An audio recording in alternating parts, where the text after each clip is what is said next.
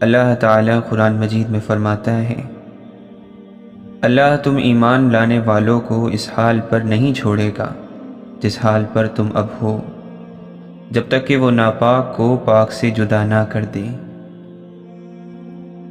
مولانا رومی فرماتے ہیں، زمین پر جنت کا ایک ہی راستہ ہے، ہم اسے محبت کہتے ہیں۔ جب اللہ کا نور دماغ میں سما جاتا ہے، وہ اثر یا سبب کا غلام نہیں رہتا۔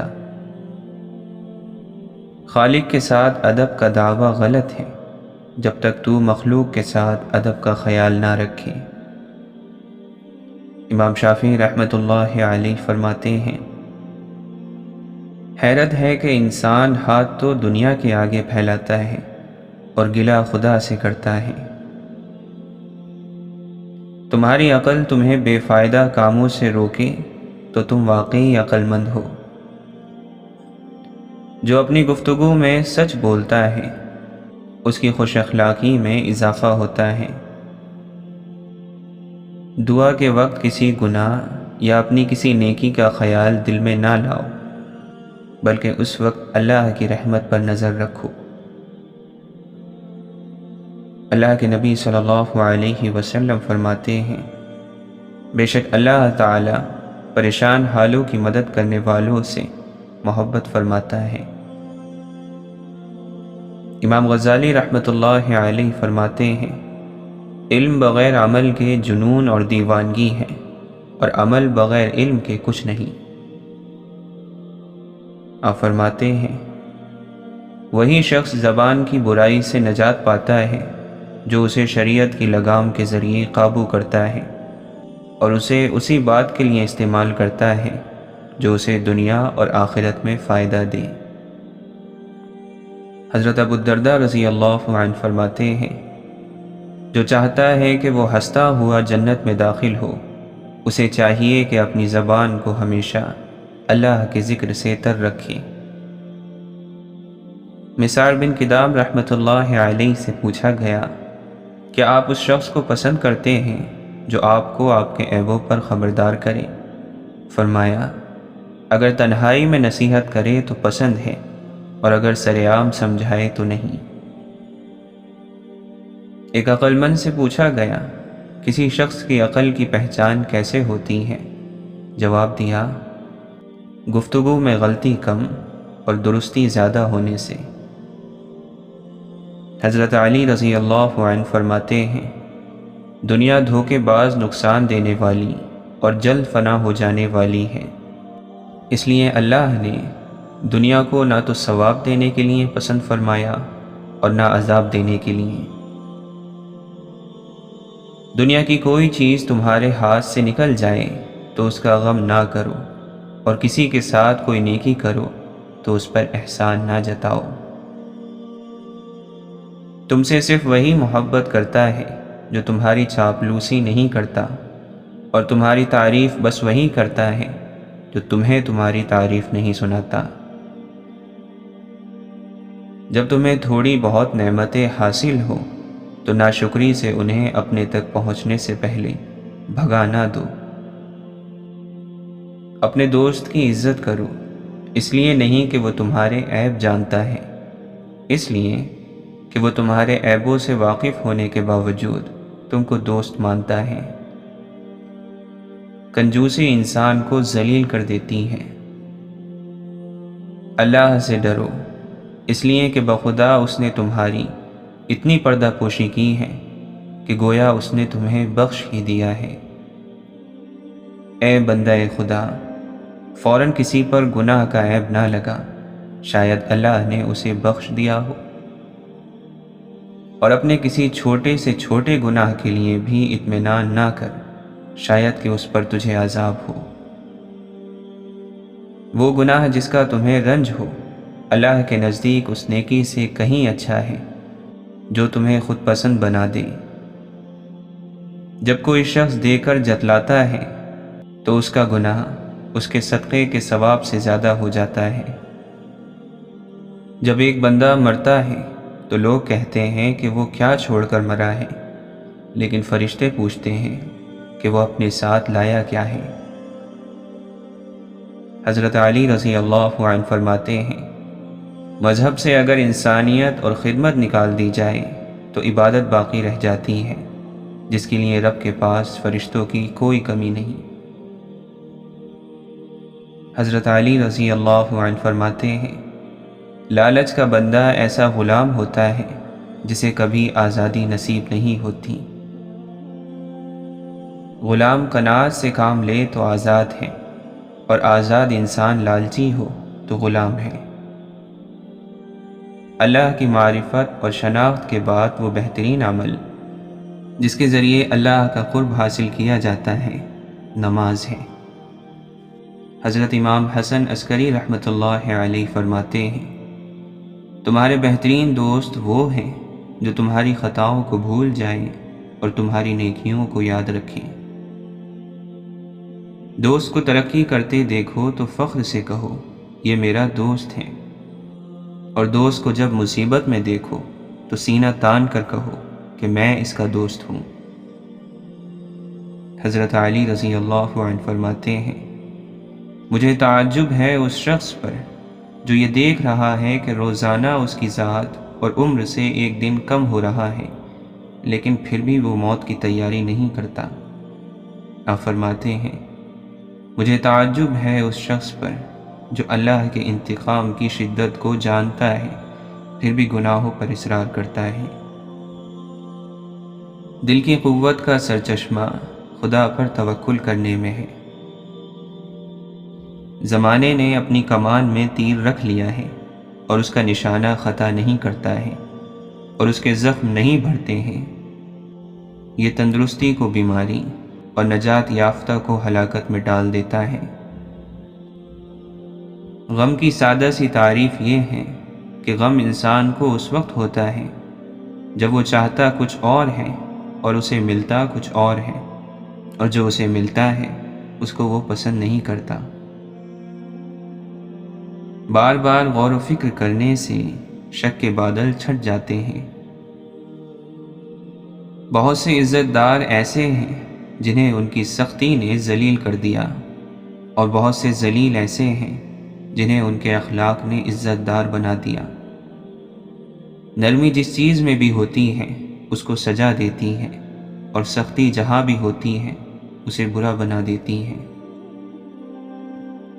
جس کا لہجہ یا جس کی بات نرم ہو جاتی ہے وہ جنتی ہو جاتا ہے۔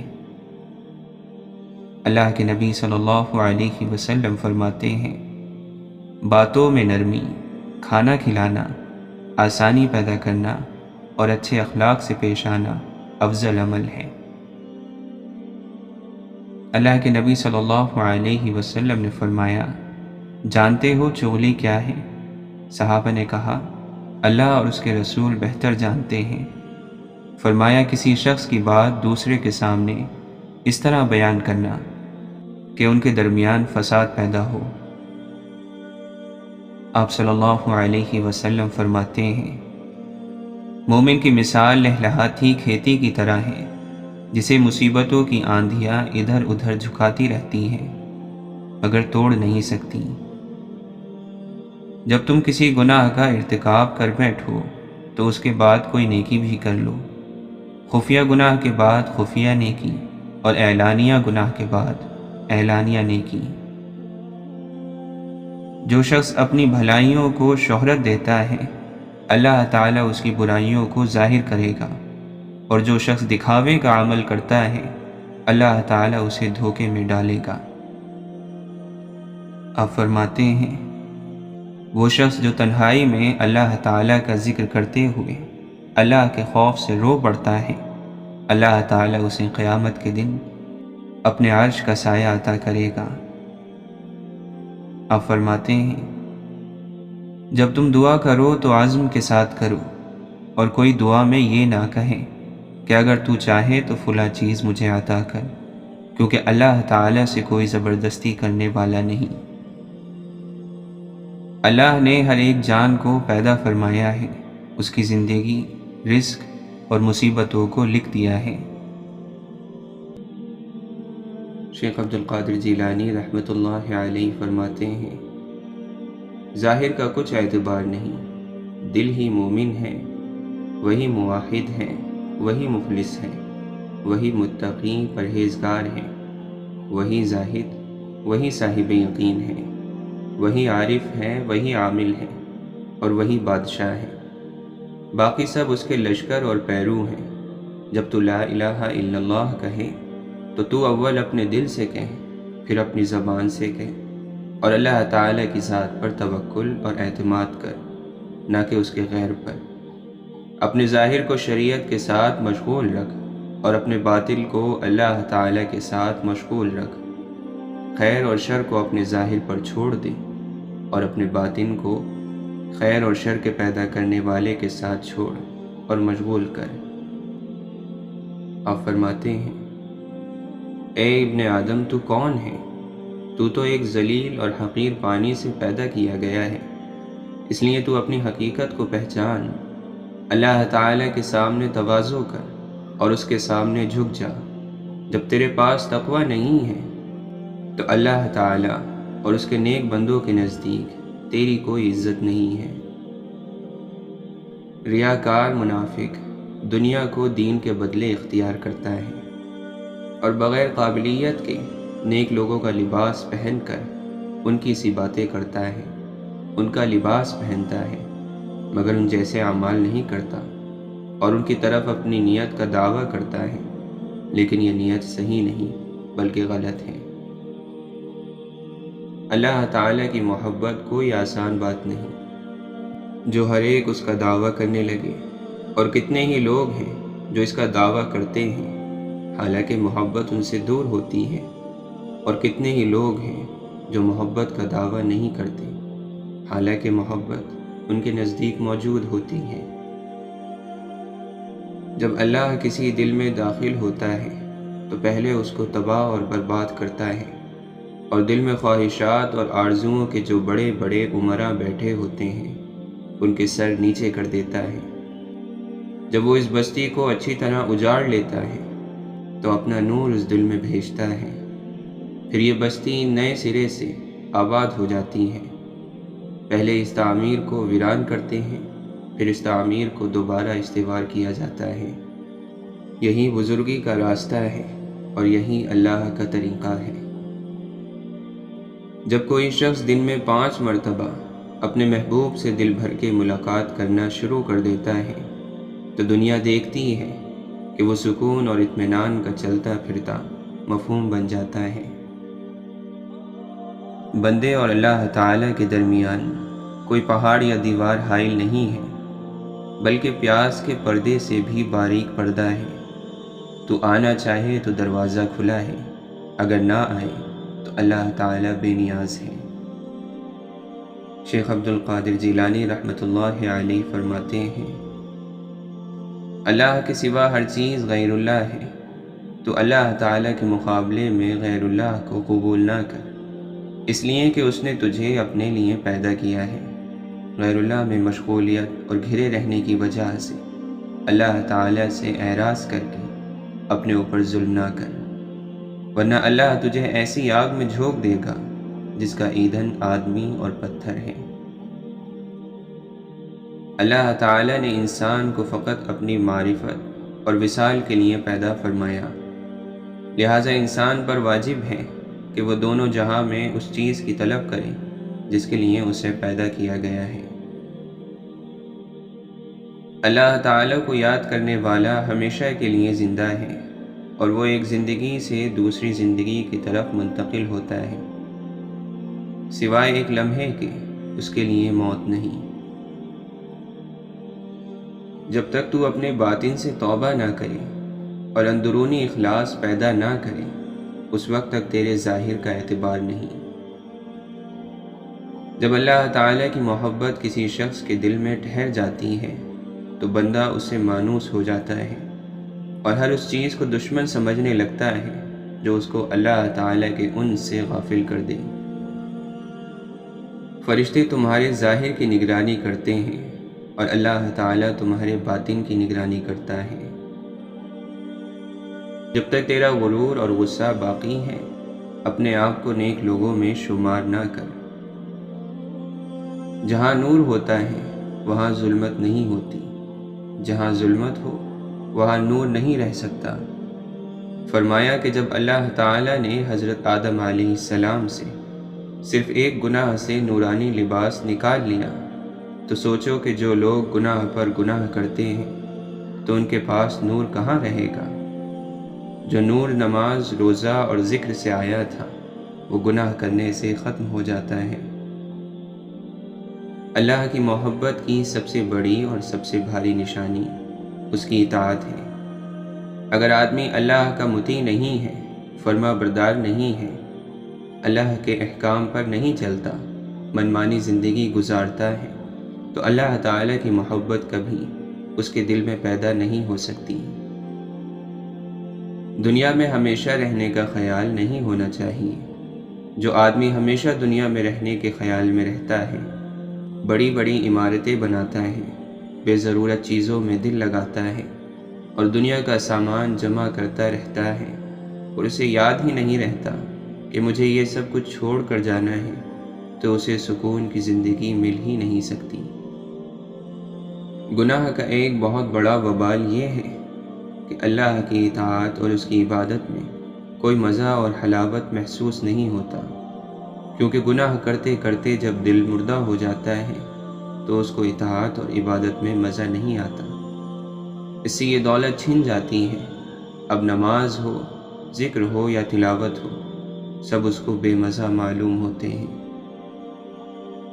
جو یہاں دنیا میں اپنے ایام نفسانی خواہشات سے خالی گزارے گا اور دنیا کی فانی نعمتوں کو اللہ کے لیے قربان کر دے گا، اس کو وہاں کی عظیم اور فنا نہ ہونے والی نعمتیں عطا کی جائیں گی۔ اللہ تعالیٰ کا خوف ہی انسان کو راہ ہدایت پر لاتا ہے۔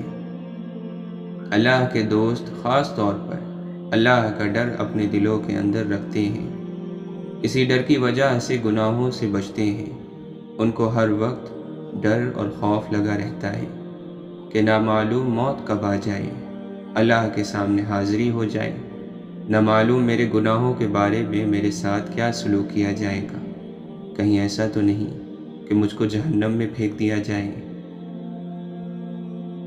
جو یہ سمجھتے ہیں کہ اللہ والا بننا دنیا چھوڑنے سے ہی ہوتا ہے، یہ غلط ہے۔ اصل یہ ہے کہ محنت اور کوشش کی جائے احکام الہی پر چلنے کی، یہی اللہ والا بننا ہے، ورنہ تو بعض لوگ دنیا چھوڑ کر بھی اللہ والا نہیں بنتے۔ ہر شخص روزانہ اللہ کی عطا کردہ نعمتوں کو سوچا کرے اور اس کا شکر بجا لائے۔ اس سے ایک طرف اللہ کی معرفت نصیب ہوتی ہے اور دوسری طرف نعمتوں میں اضافہ ہوتا ہے۔ نافرمانی اور گناہ کبھی کبھی انسان کو کفر اور بے ایمانی میں مبتلا کر دیتے ہیں اور اسی حال میں وہ دنیا سے چلا جاتا ہے اور جہنم پہنچ جاتا ہے۔ جس کو اللہ تعالی ہدایت دینا چاہتا ہے تو عالم اور کائنات کا ہر ذرہ اس کے لیے ہدایت کا ذریعہ بن جاتا ہے۔ ہر واقعے سے کوئی نہ کوئی بات تو نکال ہی لیتا ہے، اور جس آدمی کو ہدایت نہیں ملنی ہے اس کے سامنے قرآن پیش کیجیے، حدیث پیش کیجیے، دلائل کے انبار جمع کر دیجیے، لیکن اس سے وہ کوئی خاص فائدہ نہیں اٹھاتا۔ اللہ تعالی کی محبت یا خشیت سے رونا ایک عظیم عبادت اور مقدس عمل ہے، اور جس کے دل میں اللہ تعالی کی محبت پیدا ہو جاتی ہے اسے یہ دولت نصیب ہوتی ہے۔ پھر اس رونے پر آنکھوں سے نکلنے والے آنسو بھی مقدس اور قابل قدر ہو جاتے ہیں۔ آج اللہ کا ڈر لوگوں کے دلوں سے نکل گیا، اس کی وجہ سے بے تحاشا گناہ کرتے چلے جا رہے ہیں۔ ان کو خیال تک نہیں آتا کہ اللہ کے سامنے جانا ہے اور حاضری دینی ہے اور وہاں سوال اور جواب ہوگا۔ اللہ تعالیٰ قرآن مجید میں فرماتا ہے، جو کوئی آخرت کی کھیتی کا طالب ہو ہم اس کے لیے اس کھیتی میں برکت کر دیں گے، اور جو دنیا کی کھیتی کا طالب ہو اسے دنیا میں دیں گے اور آخرت میں اس کا کچھ حصہ نہیں ہوگا۔ اور کہو، اے میرے رب، میں شیطانی خطرات سے تیری پناہ مانگتا ہوں اور میں تیری پناہ چاہتا ہوں اس سے کہ شیطان میرے پاس آئے۔ واصف فرماتے ہیں، لوگوں سے الگ رہ کر سوچو گے تو لوگوں سے الگ سوچ مل جائے گی۔ اطمینان عام طور پر تنہائی میں، خاص طور پر اللہ کی ذات میں اور خاص کر کے درود شریف میں ہے۔ سب بھکاری ہیں، سب کو مانگنا پڑتا ہے، کوئی عشق مانگتا ہے، کوئی دنیا مانگتا ہے، اور جو یہ سب نہیں مانگتا وہ خواہشات کا ختم ہونا مانگتا ہے۔ شیخ سعدی رحمۃ اللہ علیہ فرماتے ہیں، اگر تم اللہ کی عبادت نہیں کر سکتے تو گناہ کرنا چھوڑ دو۔ قدرت نے دماغ کو دل سے اونچی جگہ دی ہے، اس لیے جذبات کو ہر حالت میں عقل کے تابع رکھنا چاہیے۔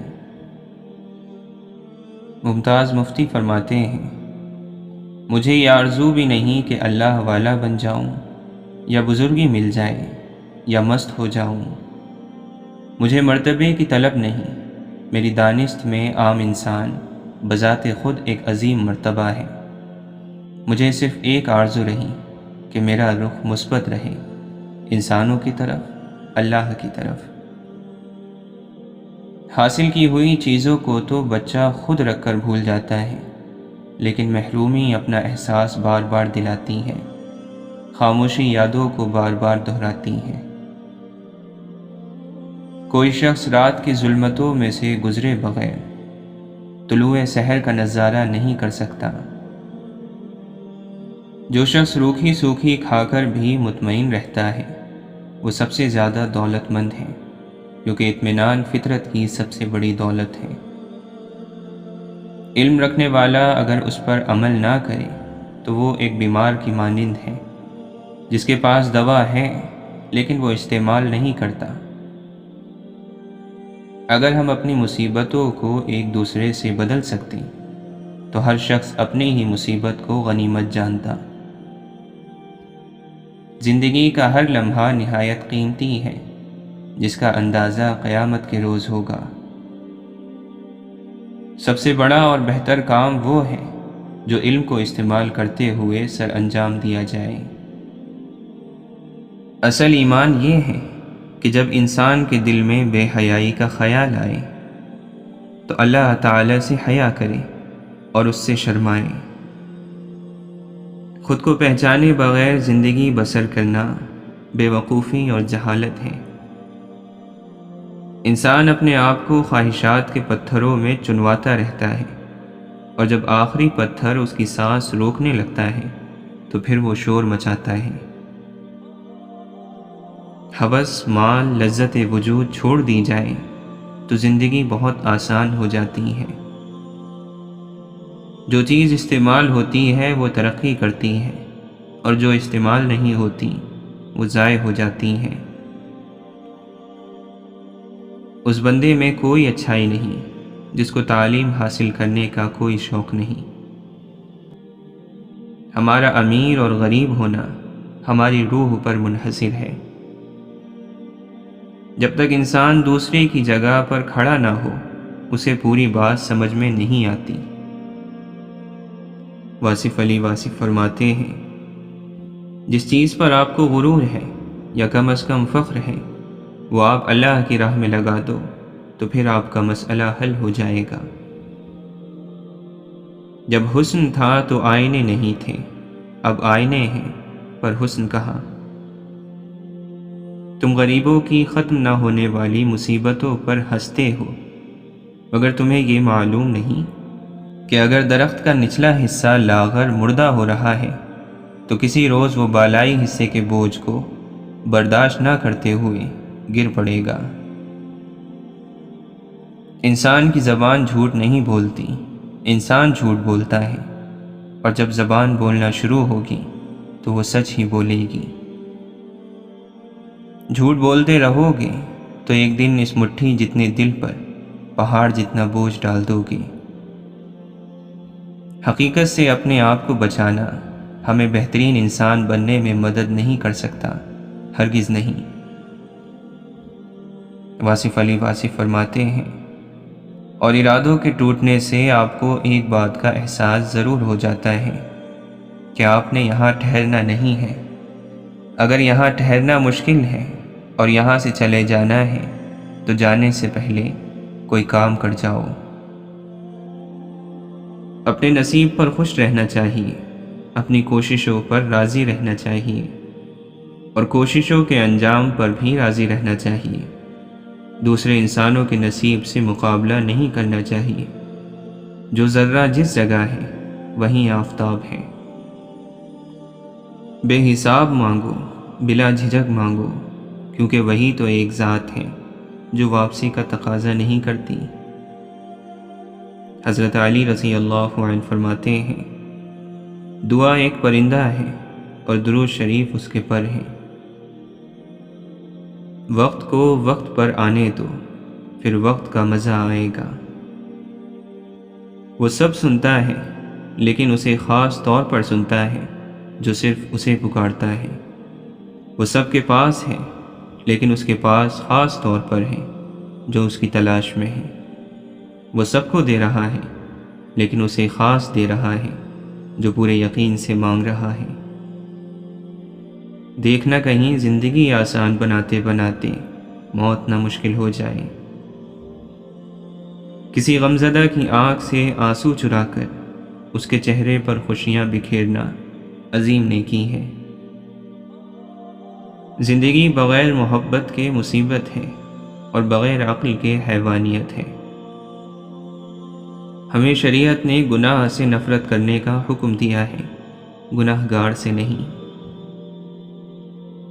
اللہ تعالیٰ قرآن مجید میں فرماتا ہے، انسان کوئی لفظ زبان سے نہیں نکال پاتا مگر اس پر ایک نگران مقرر ہوتا ہے، ہر وقت لکھنے کے لیے تیار۔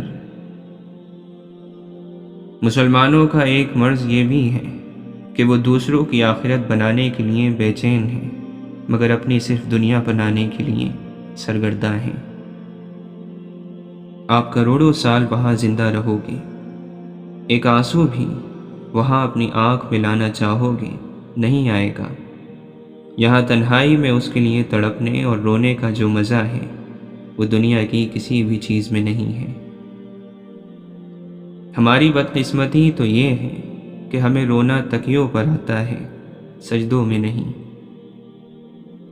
کسی نے پوچھا، سکون کیوں نہیں ملتا؟ جواب ملا، سکون حاصل کرنے کی کوشش چھوڑ دو، سکون دینے کی فکر کرو، سکون مل جائے گا۔ ایک باشعور انسان کی رائے سینکڑوں جذباتی لوگوں کی رائے سے بہتر ہے۔ اچھے مزاج کی بہترین نشانی یہی ہے کہ آدمی برے مزاج کو برداشت کر لے۔ المیہ یہ ہے کہ ہم غلط کام کو غلط تو سمجھتے ہیں لیکن چھوڑتے نہیں۔ کوشش کا مطلب کیا ہے؟ صرف کوشش نہیں بلکہ نتیجہ، کیونکہ اگر کوئی پڑھتا جا رہا ہے اور امتحان نہیں دیتا تو نتیجہ کیا نکلے گا؟ اگر آپ اپنی تعریف سن کر خوش ہونے کی بجائے شک میں پڑ جاتے ہیں تو آپ کو عقل آ چکی ہے۔ غلط کو غلط نہ سمجھ پانا جہالت کی نشانی ہے اور غلط کو غلط نہ کہنا غلامی کی نشانی ہے۔ جب دولت آنے سے کسی کے اخلاق تباہ ہو جائیں تو سمجھ لو اس کے زوال کا وقت شروع ہو گیا۔ تعریف کے محتاج لوگ تنقید سے حوصلہ ہار جاتے ہیں اور اپنے کام میں دلچسپی چھوڑ دیتے ہیں۔ سنجیدگی کے ساتھ کیے ہوئے چھوٹے چھوٹے کام آپ کو بڑی کامیابی کی طرف لے جاتے ہیں۔ واصف علی واصف فرماتے ہیں، ہماری کربلا چھوٹی چھوٹی کربلائیں ہیں کہ جہاں چھوٹا سا واقعہ ہو جائے وہاں تسلیم و رضا کر جا۔ اگر پیٹ میں درد ہے تو خاموش ہو جا، اللہ کا گلہ نہ کر۔ یہاں آپ کی کربلا کامیاب ہو گئی، یعنی جہاں چھوٹی سی ابتلا میں آ گیا وہاں خاموش ہو جا۔ اگر تکلیف میں آ گیا تو خاموش ہو جا، کیونکہ تکلیف اسی کی طرف سے آ رہی ہے، اور اس خاموشی اور تکلیف میں اللہ کی عبادت کر، یہ بھی ایک کربلائی مقام ہے۔ اس لیے جب آپ اپنی کربلا سے گزر رہے ہو تو پھر شہنشاہ کربلا کا واقعہ آپ کی نگاہوں میں ہو، اور اگر وہاں خاموش ہو جاؤ تو آپ کو فیض مل جائے گا۔